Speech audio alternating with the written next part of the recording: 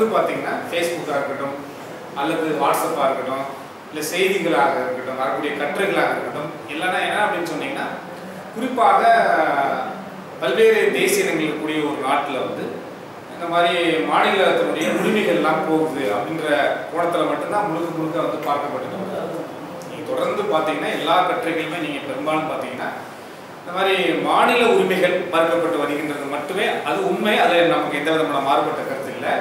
ஆனால் அதை மட்டுமே வைத்து பேசுவதாக இருக்கு.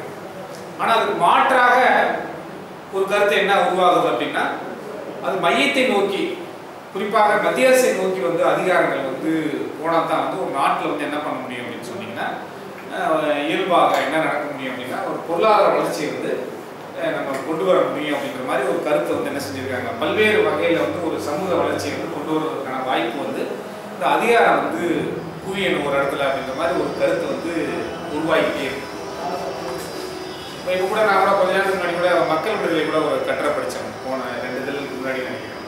அவர் அருந்தணிஞ்சலி வந்திருக்காரு. அவர் கூட ஒரு கட்டுரை எழுதியிருக்காரு.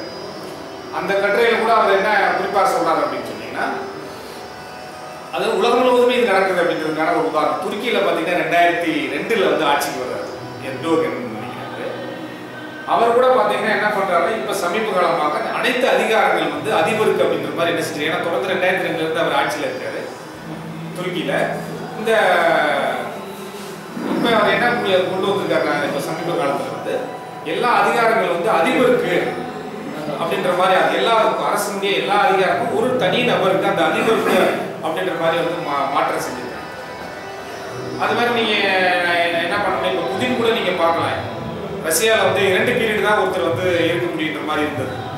நிறைய மாற்றங்கள் வந்து நடந்தது. புதின் வந்த பின்னாடி பார்த்தீங்கன்னா அதிபருக்கு வந்து பெரிய அளவுக்கான அதிகாரங்கள் வந்து மாற்றி அமைக்கப்பட்டது. அதே மாதிரி நமக்கு இலங்கை உங்களுக்கு தெரியும் வந்து ஸ்ரீலங்காவில் கூட தெரியும் இலங்கையை ராஜபக்சே இருக்கிற போது பார்த்தீங்கன்னா அங்கேயே அது மட்டும் 2 பீரியட் தான் அதிபராக வர முடியுன்றதை கூட மாற்றி அமைச்சு என்ன செஞ்சாங்க தொடர்ந்து வர்ற மாதிரி ஏற்பாடு பண்ணாங்க. ஆனால் இதே நீங்கள் வந்து பல ஆண்டுகளுக்கு பின்னாடி போய் பார்த்தீங்கன்னா அமெரிக்காவில் பார்த்தீங்க அப்படின்னா அந்த மாதிரி ஒருத்தர் தொடர்ந்து வந்து வந்துகிட்டே இருக்கிறது.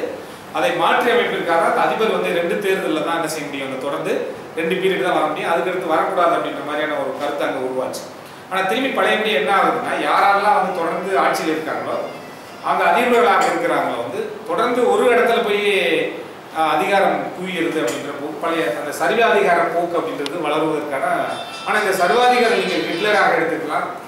அவருடைய காலகட்டத்தில் அவர் எதை சொல்லி வந்தார் அப்படின்னு பார்த்தீங்க அப்படின்னா அங்கே கூடிய சின்ன சின்ன மக்களுக்கு இடையில் இருக்கக்கூடிய வறுமை அதை எப்படி அதை பயன்படுத்தி கொண்டு அவர் என்ன செய்யறார் உங்களுக்கு ஒரு சர்வாதிகாரியாக மாறுறார் அப்படின்றது. அது மாதிரி இப்பெல்லாம் நிறைய புள்ளியல் வருது.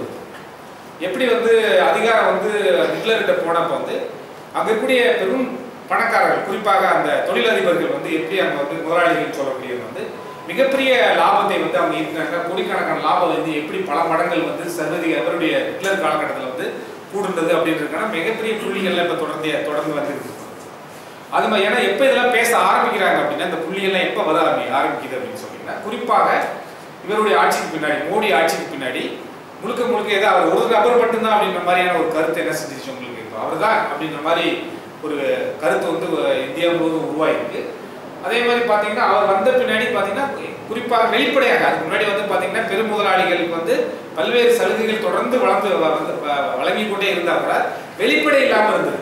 அதே மாதிரி அன்றைக்கி கம்யூனிஸ்ட் கட்சிகள் தான் என்ன பண்ணுவாங்கன்னா பெரும்பாலும் வந்து திராவிட இயக்கங்கள் போன்ற கூட சமூகத்தில் இருக்கக்கூடிய சிக்கல்களையும் பிரச்சனைகளையும் பேசக்கூடியதாக இருக்கும். ஆனால் பொருளாதார ரீதியாக பல்வேறு புள்ளிகளை முன்வைத்தது தொடர்ந்து பார்த்தீங்கன்னா அது சிபிஎம்மாக இருக்கட்டும் அல்லது எம்எல்ஏ இயக்கங்களாக இருக்கட்டும் நக்சல் பாரி இயக்கங்களாக இருக்கட்டும் தொடர்ந்து பார்த்தீங்கன்னா ஒரு பொருளாதார ரீதியான புள்ளிகளை வந்து அவங்க தான் கொடுப்பாங்க. ஈவன் சுதந்திரத்துக்கு பின்னாடி நீங்கள் சுதந்திரத்துக்கு முன்னாடின்னு பார்த்தீங்கன்னா கூட அதுக்கு ஒருத்தர் இவர் கூட தங்கவேல்சாமி கூட ஒரு புள்ளியல் கொடுத்துருந்தார். அவங்க ஒரு 10 ஆண்டுகள் வந்து ஒரு சுதந்திரத்துக்கு முன்னாடி வந்து பெரும் முதலாளிகள் டாடா பிர்லா போன்ற பெரும் முதலாளிகள் ஒரு 10 ஆண்டுகள் சம்பாதிச்ச விஷயத்தை வந்து சுதந்திரத்துக்கு முன்னாடி பெரும் முதலாளிகள் வந்து 2 ஆண்டுகள்லேயே அதை அந்த அளவுக்கு என்ன செஞ்சாங்க லாபம் பார்த்தாங்க கூட ஒரு புள்ளியல் கொடுத்துருந்தாங்க. அதே மாதிரி தான் இப்போ நீங்கள் பார்த்தீங்க அப்படின்னு சொன்னீங்கன்னா இன்னைக்கு வெளிப்படையாக ஒரு காலத்தில் கம்யூனிஸ்ட் கட்சியுமே பேசணும் சாதாரண பத்திரிகைகள் கூட வெளிப்படையாக இன்னைக்கு இருக்கக்கூடிய இந்த கார்பரேட் கம்பெனியுடைய மோடி அப்படின்ற மாதிரி சாதாரண பத்திரிகைகள் கூட என்ன செஞ்சுட்டு எழுதிப்பாங்க. முழுக்க முழுக்க அவங்களுடைய லாபங்கள்லாம் மிகப்பெரிய அளவுக்கு வந்து மில்லியன் கணக்கில் வந்து கூடிக்கிட்டே இருக்கு. ரொம்ப சீக்கிரமாக ரொம்ப விரைவாக என்ன செஞ்சுருக்கு அவங்களுடைய லாபம் வந்து அதிகமாக போயிட்டு. அப்போ இந்த மாதிரி எப்படி வந்து அதாவது வளர்ச்சிக்கும் ஜனநாயகத்துக்கும் மிகப்பெரிய நெருக்கம் இருக்கு அப்படின்னு தான் நம்ம பார்க்க முடியும். அப்போ சர்வாதிகாரமாக மாறும்போது உண்மையிலேயே ஒரு நாட்டில் வந்து சமூக வளர்ச்சியோ அல்லது பொருளாதார வளர்ச்சி ஏற்படுகிறது அப்படின்றத நம்ம என்ன செய்ய வேண்டியதுக்காக தெளிவாக பார்க்க முடியுது. இன்னும் யாரெல்லாம் சர்வதிகளாக பாசிஸ்டாக மாறுறாங்களோ அவங்க பூரா முன்வைக்கக்கூடியதெல்லாம் பார்த்தீங்கன்னா என்னது பொருளாதார வளர்ச்சி சமூக வளர்ச்சின்ற ஒரு கருத்தை முன் வச்சு தான் அன்னைக்கு கூட நீங்கள் பார்த்தீங்கன்னா தெரியும். தொடர்ந்து உலகமயமாக்கல் வந்தது கூட தெரியும் உங்களுக்கு. உலகமயமாக்கல் வந்தப்போ கூட நீங்கள் முழுக்க பார்த்தீங்கன்னா வந்து மக்களுக்கு வந்து எல்லா மக்கள் வந்து இப்போ நீங்கள் சிதம்பரம் கூட உங்களுக்கு நினைவாக இருக்கான்னு தெரியல, பத்திரிகையில் வந்து செய்த அந்த காலகட்டத்தில் அந்த உலகமயமாக்கல் வந்த காலகட்டத்தில் நம்ம தமிழ்நாட்டை சேர்ந்த சிதம்பரம் நிதியமைச்சராக இருந்த சிதம்பரம் கூட நீங்கள் என்ன சொன்னார் அப்படின்னு சொன்னீங்கன்னா இந்த மாதிரி அதாவது அப்போ நரசிம்மராவை அப்போ நிதியமைச்சர் ஆக்சுவலாக பார்த்தீங்கன்னா யாருன்னா மன்மோகன் சிங் இருக்காரு. அந்த காலகட்டத்தில் தமிழ்நாட்டில் ஒரு சிதம்பரம் வந்து பேட்டி கொடுக்குறாரு. என்ன கேட்டு கொடுக்குறாரு, ஏன் நீங்கள் வந்து பெரிய பணக்காரங்க தான் காரில் போகணுமா, சாதாரண மக்கள்லாம் காரில் போகக்கூடாது, நீங்கள் மட்டும்தான் பங்களாவில் வாழணுமா, சாதாரண மக்கள்லாம் பங்களாவில் வாழணும், அதுக்கெல்லாம் வசதி தான் உலகமயமாக்கல் செய்யும் அப்படின்னு. ஆனால் நீங்கள் பார்த்தீங்கன்னா ஐக்கிய நாடு சபையை கொடுக்குறான் வந்து இன்னைக்கு வந்து ஏழைகளுக்கு பணக்காரருக்கான இடைவெளி வந்து மிகப்பெரிய அளவுக்கு என்ன செஞ்சிருக்கு வந்தது இடைவெளி வந்து கூட்டியிருக்கு இந்த 25 ஆண்டுகளுடைய உலகமயமாக்கலுக்கு பின்னாடி அப்படின்றது நம்ம சொல்லலை. அமெரிக்கா போன்ற நாடுகளுக்கு சார்பாக இருக்கக்கூடிய ஐக்கிய நாடு சபையினுடைய புள்ளியிலே அப்படிதான் கொடுக்குது அப்படின்னு சொல்றாங்க. அப்போ நம்ம என்ன நம்முடைய அப்படின்னா சர்வதிகார உண்மையிலே ஜனநாயகம் என்பதான் வந்து ஒரு சமூக வளர்ச்சி ஒரு பொருளாதார வளர்ச்சியும் கொடுக்குமா, அல்லது இந்த மாதிரியான சர்வதிகார போக்கும் இந்த அதிகாரங்கள் எல்லாம் ஒரு நபர் தனிநபர்கிட்ட வந்து குவிவது வந்து ஒரு சமூகத்தை வந்து வளர்ச்சியை கொடுக்குமா? ஏன்னா நம்ம தெளிவாக வந்து எப்படி வந்து ஜனநாயகத்துக்கும் சமூக வளர்ச்சிக்கும் பொருளாதார வளர்ச்சிக்கும் நெருக்கமான தொடர்பும் உறவு இருக்கின்றது. அதே மாதிரி சர்வதிகார ஆட்சி என்பதும் ஒரு மையமாக ஒரு இடத்துல வந்து அதிகாரங்கள் குவிவது என்பது வந்து இது ஒரு சர்வதிகார போக்கு மட்டுமல்ல, ஒரு மிகப்பெரிய வந்து பொருளாதார வீழ்ச்சியை வந்து எட்டும் அப்படின்றது நம்ம பார்க்குறோம்.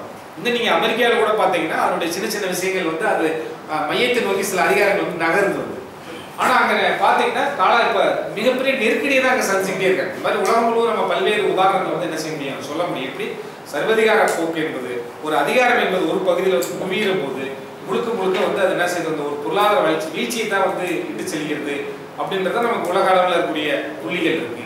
இருந்தாலும் இன்னைக்கு நம்முடைய பேச்சாளர்கள் வந்து அவங்க அதை எதை முன்வைக்கிறாங்க, அதிகாரம் குவிவது வந்து உண்மையிலேயே வந்து இது சமூக வளர்ச்சிக்கானதா அல்லது சமூக வளர்ச்சிக்கு எதிரானதா, அவங்க எந்த மாதிரியான புள்ளிகளை வந்து முன்வைக்கிறாங்க அப்படின்றத நம்ம என்ன செய்யணும் அந்த கூட்டத்தை வந்து. ஏன்னா நம்ம எல்லாரும் ஒரே சென்டென்ஸில் சாதாரணமாக வெறும் நம்ம மாநில உரிமை மட்டும் போகுது அப்படின்ற கருத்து மட்டும்தான் பரவலை தவிர அதை நம்ம ஆழமாக என்ன செய்யணும் பொருளாதார ரீதியாக அதை வந்து எந்த அளவுக்கு வந்து அது இதனுடைய இம்பேக்ட் அதனுடைய பாதிப்பு என்ன அப்படின்றது நம்ம கொஞ்சம் ஆழமாக பார்க்க வேண்டிய அவசியம் தேவைப்படுது. ஏன்னா இங்கே பல்வேறு தோழர்கள் வந்திருக்கீங்க, முழுக்க பல்வேறு சொல்லக்கூடிய இந்த கூட்டம் குறைவாக இருந்தால் கூட எல்லாருமே வந்து ஒரு அரசியல் இயக்கங்களில் சமூக இயக்கங்களில் மக்கள் இயக்கங்களில் வந்து தொடர்ந்து பணியாற்றக்கூடியவங்க.